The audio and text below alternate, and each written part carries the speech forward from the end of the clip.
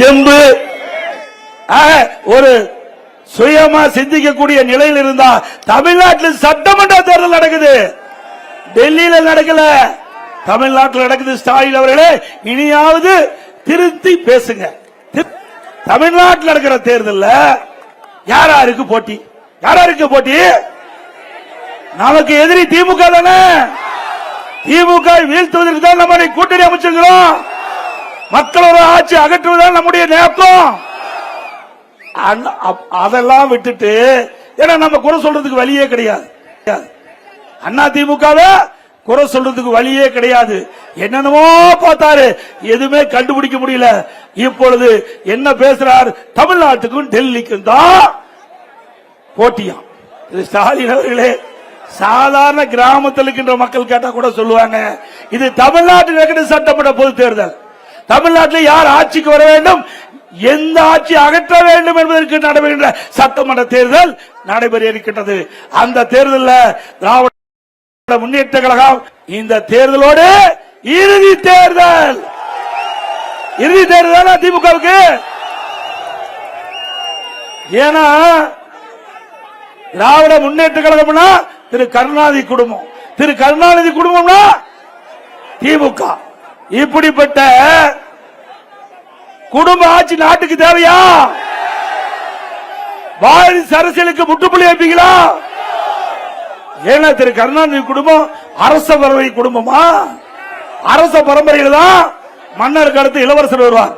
அப்படி நினைச்சிட்டு ஸ்டாலின். திரு ஸ்டாலின் அவர்களே, இந்த முறை நிச்சயமாக தமிழ்நாடு மக்கள் உங்களுக்கு தகுந்த பாடத்தை சட்டமன்ற தேர்தல் மூலமாக கொடுப்பார்கள்.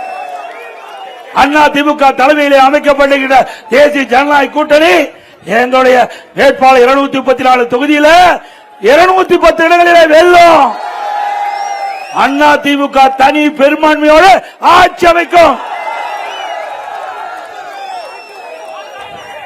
இன்றைக்கு இந்த மாவட்டத்தை பொறுத்த வரைக்கும் கனிம கொள்ள அதிகமா நடந்துட்டு இருக்குது. நடக்குது இல்ல? நம்முடைய கிருஷ்ணமுரளி பல முறை, தம்பி கொஞ்சம் ஆம்புலன்ஸ் வழி விட்டுருங்க, மெதுவா மெதுவா வாப்பா தம்பி, மெதுவா வா, மெதுவா மெதுவா வா, மெதுவா வாப்பா, கூட்டம் அதிகமா இருக்குது தம்பி, மெதுவா வா, கொஞ்சம் வழி விட்டுருங்க, கொஞ்சம் வழி விட்டுருங்க, கொஞ்சம் வழி விடுங்கப்பா, மெதுவா மெதுவா வா, கொஞ்சம் வழி விடுங்கப்பா தம்பி, வழி விடுங்க. காவல்துறை அவர்களுக்கு வழி ஏற்படுத்தி கொடுங்க. தண்ணி தண்ணி தண்ணி விடு, இங்க பாருப்பா.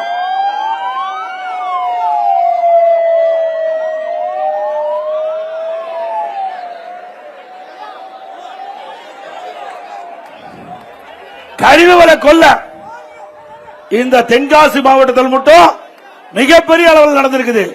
அறிவித்த கிருஷ்ணமுரளி அவர்களும் நம்முடைய செல்வ மோகன்தாஸ் பாண்டியன் அவர்களும் பல முறை இதற்காக போராட்டம் நடத்தியிருக்கிறாங்க. மக்களும் கலந்து கொண்டிருக்கிறீங்க. ஆனா இந்த அரசாங்கம் அதிகார துணையோடு கனிம வெள்ளை கொள்ளை அதிகமாக ஈடுபட்டிருக்கிறாங்க. அண்ணா திமுக ஆட்சிக்கு வந்த உடனே இதுக்கு விசாரணை நடைபெற்று சட்ட நீதியாக தவறு செய்வது உரிய நடவடிக்கை எடுக்கப்படும். அதே போல சட்ட ஒழுங்கு கடுமையா பாதிச்சிருக்குது. தமிழகத்தில் சட்ட ஒழுங்கு சந்தி சிரிக்குது. இன்றைக்கு தமிழகத்தில் சிறுமிக்கு பாதுகாப்பு இல்ல, பெண்களுக்கு பாதுகாப்பு இல்ல, ஏன் பாட்டிமாருக்கு கூட பாதுகாப்பு இல்ல. கேவலமான ஆட்சி. உண்மைதானே? ஆக இதையெல்லாம் தடுத்து நிறுத்த வேண்டும் என்றால் அண்ணா திமுக ஆட்சிக்கு வர வேண்டும். அதோட தமிழகத்தில் போதைப் பொருள் விற்பனை அமோகமா நடந்துட்டு இருக்குது. போதைப் பொருள் விற்பனை நடக்காத இடமே இல்ல. கிராமத்திலிருந்து நகர வரை போதைப் பொருள் விற்பனை அதிகமா நடந்திருக்குது. இதனால மாணவர்கள், இளைஞர்கள், பொதுமக்கள் இந்த போதைக்கு அடிமையாகி இன்றைக்கு சீரழியக்கூடிய நிலை தமிழகத்தில் ஏற்பட்டிருக்குது.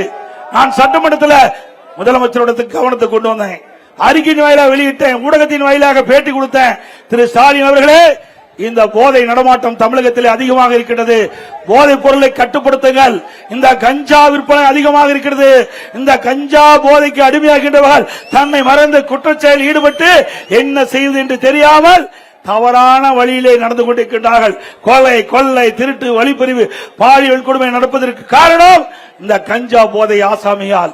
ஆகவே அப்படிப்பட்ட நிலைமை தமிழகத்தில் நிலவிக் கொண்டிருக்கிறது. அப்படிப்பட்ட ஆட்சி தொடர வேண்டுமா?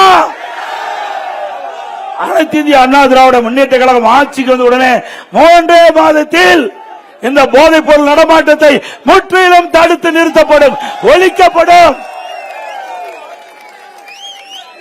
தமிழகம் போதைப் பொருள் இல்லாத மாநிலமாக உருவாக்கப்படும்.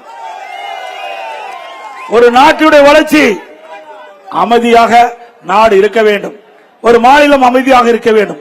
அப்பதான் அந்த மாநிலத்துடைய வளர்ச்சி பார்க்க முடியும்.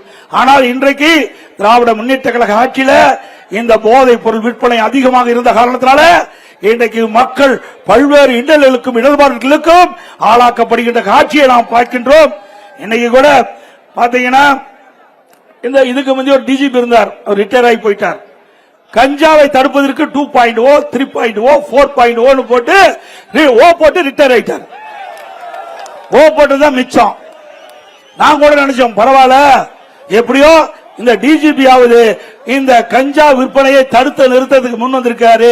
2.0 போட்டாரு, 3.0 போட்டாரு, 4.0 போட்டாரு. கடைசியில ஓ போட்டு ரிட்டையர் ஆனதுதான் மிச்சம். ஒண்ணுமே செய்யல. ஏன்னா விக்கிற முறை திமுக காரன். இவர் எங்க போய் இந்த போதைப் பொருள் விற்பனை தடுக்க முடியும்? ஆக இன்றைக்கு காவல்துறை சேர்ந்தவர்கள் அவருடைய கையில் கட்டப்பட்டுகின்றன. இன்றைக்கு அவர்கள் என்ன செய்வது தடுமாறி கொண்டிருக்கின்றார்கள். ஆக இன்றைக்கு போதைப் பொருள் விற்பனையிலே அதிகமாக இருக்கின்ற நபர்கள் ஆளுங்கட்சியை சேர்ந்தவர்களாக இருக்கின்ற காரணத்திலே அவர்களை ஒன்னும் செய்ய முடியல. ஆனா அதிமுக ஆட்சிக்கு வந்தா இதில் யாரெல்லாம் போதைப் பொருள் விற்பனையில் ஈடுபட்டிருக்கிறார்களோ அவரெல்லாம் சட்டத்தின் முன் நிறுத்தப்பட்டு சட்ட ரீதியாக நடவடிக்கை எடுக்கப்படும்.